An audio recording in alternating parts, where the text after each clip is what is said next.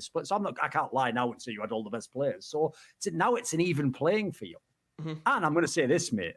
I'd like to see you go and play with contracts and fucking FBI and who he rolls for. I'd like to see you have a split like that and see how nice your champion I mean, that's pretty much what Envy was, right? Like, yeah. That's what Envy was.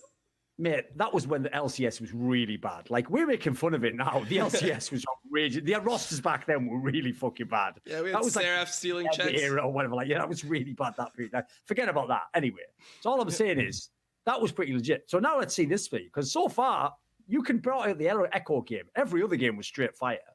Yep. That's why I said on Twitter, it's true as well. Literally, it doesn't matter what Froggen does in the game. Everyone else just goes to one of the other names. That it has to. Oh, Hooney does play a lot of champions, doesn't it? Like, I mean, he's okay. He's definitely one of the better players.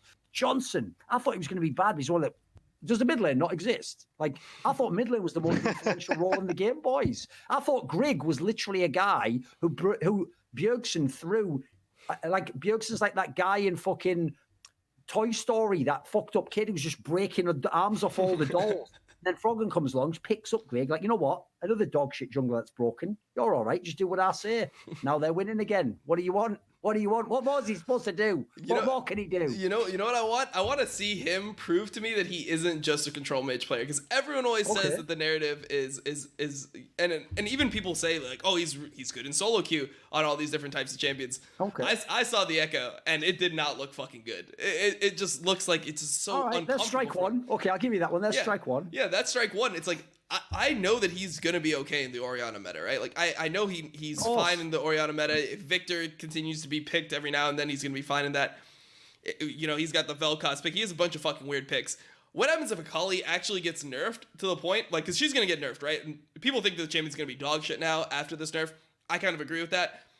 Well, Riot does the same shit with that champion every single time, which is just rebuff it to the point where it's at least fucking in LCS. The last time it was nerfed super hard, they just buffed it to be the most OP champion in the game again. So when they buff Akali and like the meta becomes more of that like Akali Sylas, how is he gonna fare in that meta versus like a lot of players in the league? Because I don't even know. Let's ask Nisqy. What does he think? What do you think if it becomes those sort of champions, Nisqy? What's he gonna do? I mean, I think, to be honest, I feel like Froggen is pretty good because even though he doesn't usually play the meta, I mean, not really meta champions, but just like assassins and stuff like that.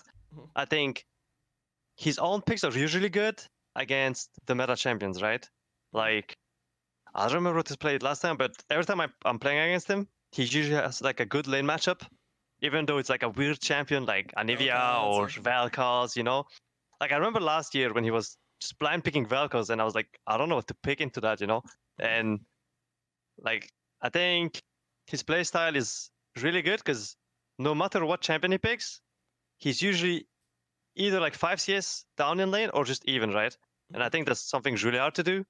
And I think that's what he's good at, so he should just abuse it.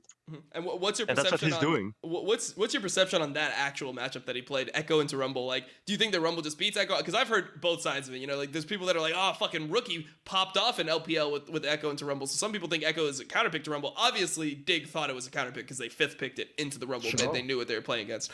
I mean, I think if both sides play good, I feel like I wouldn't mind being on both sides because I think both has his ups and downs, right? But I feel like that game Froggen doesn't really know what to do. So what is the upside to Echo versus Rumble? Like, I mean, Echo once you scale, I mean, you just go side, and then Rumble cannot do anything to you anymore. But downside is, I mean, before 6, you're not a champion, right? Yeah. No, I mean, it just the way I'm trying to picture is like I remember in that game when they got to the side lane, it just looked like the Rumble was beating the shit out of them. At that point they already lost the game because they lost Rift, they lost 2 dragons, I think. They were like 5k down. So at that point, Echo was just, I mean, no matter what champion you have mid, it's just useless anyways. Yeah. Okay. Well, that's strike one, Thorin. We're gonna have to see on the next episodes how it goes. Because I mean, I've never been a Froggen hater, but I've never been as high on him as you would be because it's literally impossible to be as high on him as you are. So you know.